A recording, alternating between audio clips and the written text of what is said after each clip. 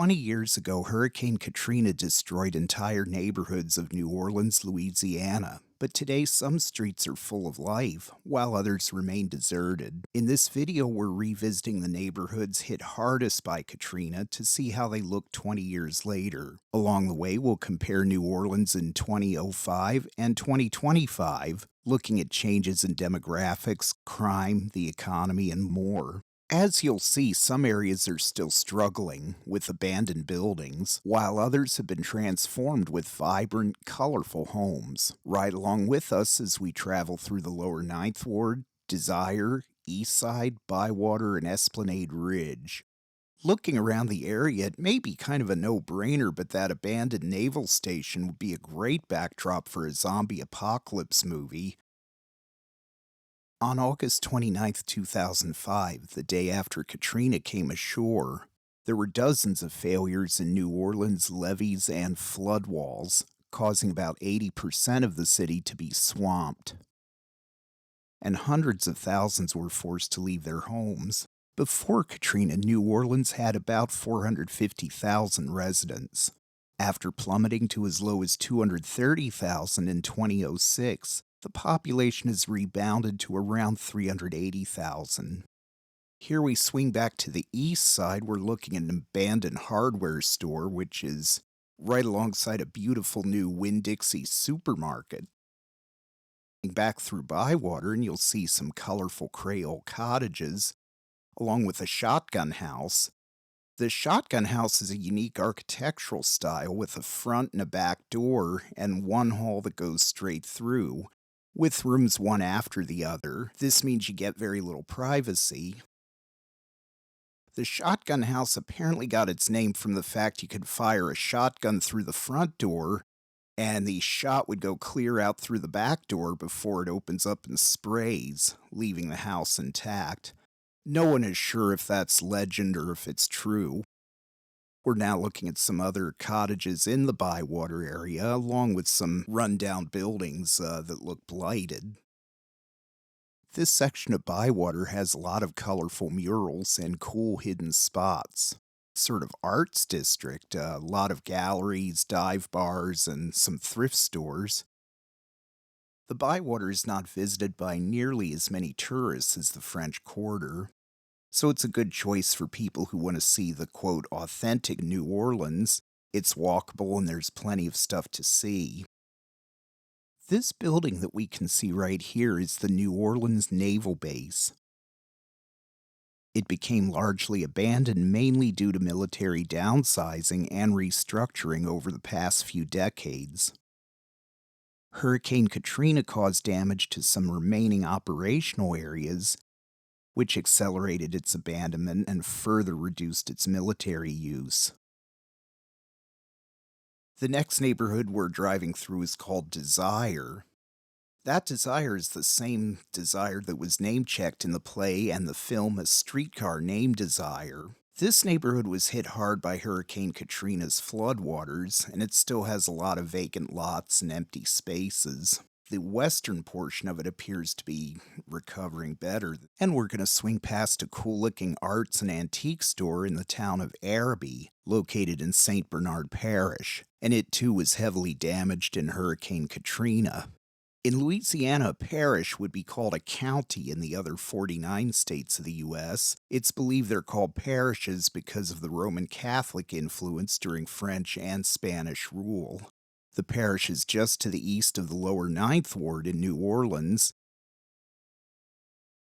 Here you'll see some deserted side streets in the lower Ninth Ward. This district was once completely underwater, and today you can see both rebuilt houses and empty lots side by side. This district experienced catastrophic flooding, with entire areas submerged, and it's considered the symbol of Katrina's devastation. The lower Ninth was heavily impacted by Katrina's storm surge because of its location. It sits beside the Industrial Canal. This canal is part of a 76-mile channel called Mississippi River Gulf Outlet. In the 20 years since Katrina, the lower Ninth Ward has been partially rebuilt, but it still has not regained its pre-Katrina population. There are stronger signs of recovery in St. Bernard Parish, adjacent to the lower Ninth Ward. In the storm, it was almost completely inundated, with some areas under more than 10 feet of water, causing extensive destruction to homes and infrastructure. The government's response was slow, with bureaucratic fumbling and poor communication between government agencies, and revealed serious problems in disaster planning. Talking about the weather, New Orleans is a hot city, weather-wise that is, but the heat is a kind of sultry tropical heat, not a punchy in-your-face heat like what you get in Chicago or New York City. That heavy rain is from a generic thunderstorm and not, thankfully, from any kind of a tropical storm.